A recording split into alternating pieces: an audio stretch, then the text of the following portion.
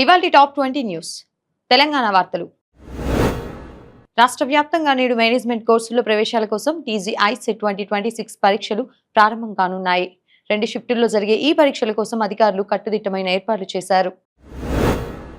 వివిధ ప్రభుత్వ ఉద్యోగ నోటిఫికేషన్లకు సంబంధించి శిక్షణ తరగతులు మరియు గ్రూప్ పరీక్షల షెడ్యూల్ పై ప్రభుత్వం నుంచి కీలక ప్రకటనలు వెలువడే అవకాశం ఉంది. రాష్ట్రంలో ధాన్యం సేకరణ ప్రక్రియను వేగవంతం చేయాలని ముఖ్యమంత్రి అధికారులను ఆదేశించనున్నారు. జాప్యం జరిగితే కలెక్టర్లపై చర్యలు ఉంటాయని హెచ్చరికలు జారీ చేశారు.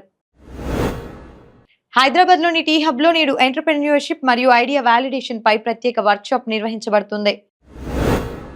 పేపర్ లీక్ కారణంగా రద్దయిన నీట్ యూజీ 2026 పరీక్షకు సంబంధించి రీటెస్ట్ తేదీలపై విద్యార్థుల్లో ఉత్కంఠ కొనసాగుతోంది. ఐసీఈటీ పరీక్ష కేంద్రాల వద్ద నేడు 144 సెక్షన్ అమల్లో ఉంటుంది. పరీక్షల దృష్ట్యా ప్రధాన కూడళ్లలో ట్రాఫిక్ మళ్లింపులు ఉండే అవకాశం ఉంది.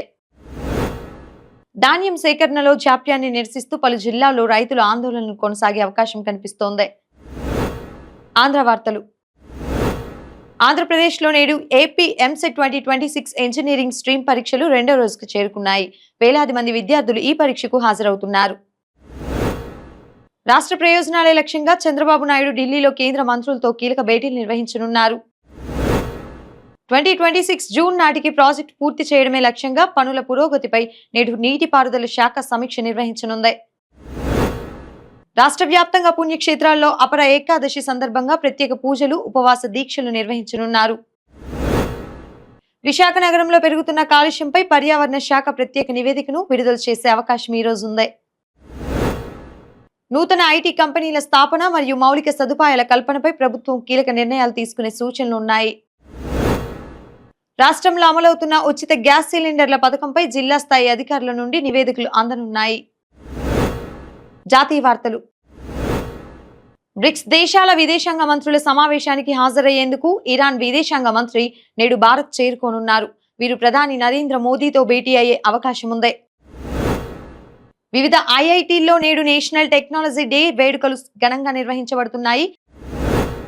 న్యూఢిల్లీలో జరుగుతున్న Kumar Surendra Singh memorial shooting championship నేటితో ముగియనుంది. అంతర్జాతీయ వార్తలు.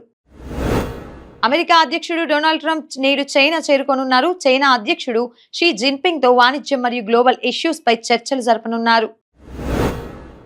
దోహాలో జరుగుతున్న గల్ఫ్ కోఆపరేషన్ కౌన్సిల్ క్రీడల్లో నేడు బాక్సింగ్, అథ్లెటిక్స్ మరియు హ్యాండ్బాల్ పోటీలు ప్రారంభం కానున్నాయి. షెంజన్లో నేటి నుంచి అంతర్జాతీయ బ్యాటరీ ప్రదర్శన ప్రారంభం కానుంది. ఇందులో అత్యాధునిక బ్యాటరీ సాంకేతికతలను ప్రదర్శించనున్నారు.